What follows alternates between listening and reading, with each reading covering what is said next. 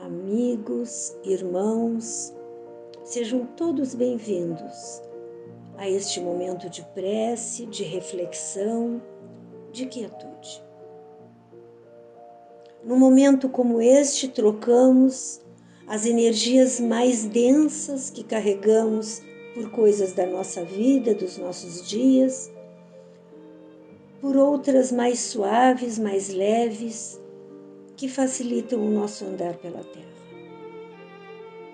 Que possamos abrir os nossos corações, que possamos abrir os nossos sentimentos, para que essas bênçãos do alto recaiam sobre as nossas necessidades, quer sejam elas do corpo, quer sejam elas da alma.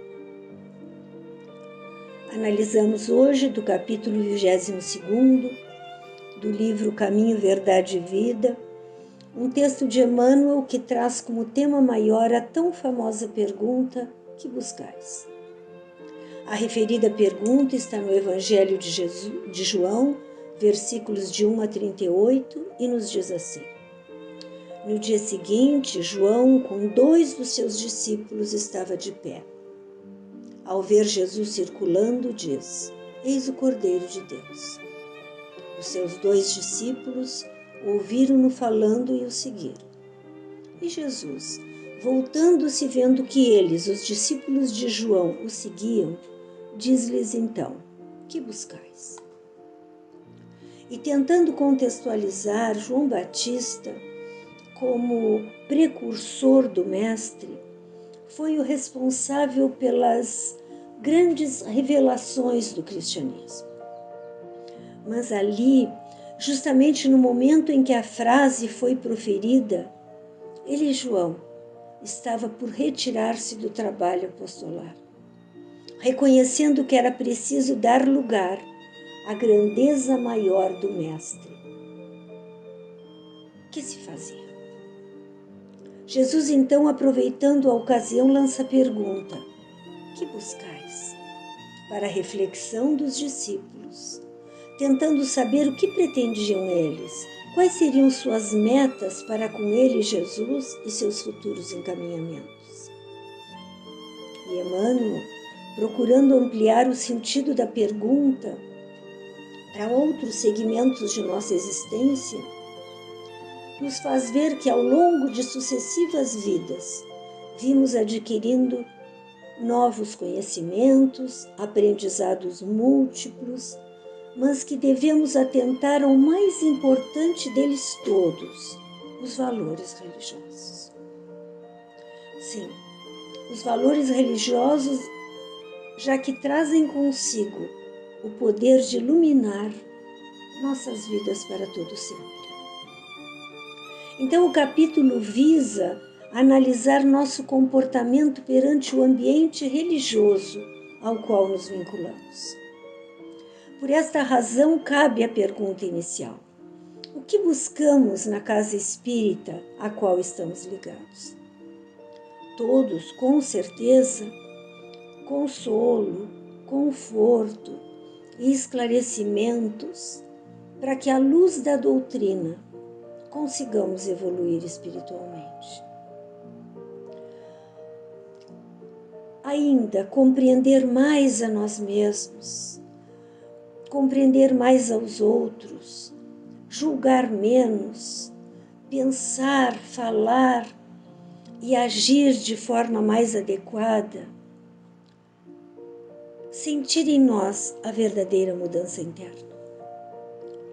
Mas necessário também se faz que percebamos nesta vivência nossos preconceitos, nossos condicionamentos, caprichos, nossa, quem sabe, vontade de mostrar aos outros como vemos a vida. Não é raro estendermos a este departamento divino a nossa viciação de sentimentos, no jogo inferior de interesses egoístas. E não é por acaso, meus irmãos, que os templos se veem cheios de promessas e de votos absurdos. E na esteira dessa análise, talvez também vislumbremos nossos entendimentos de encontrar na divina providência uma força subornável, repleta de privilégios e preferências.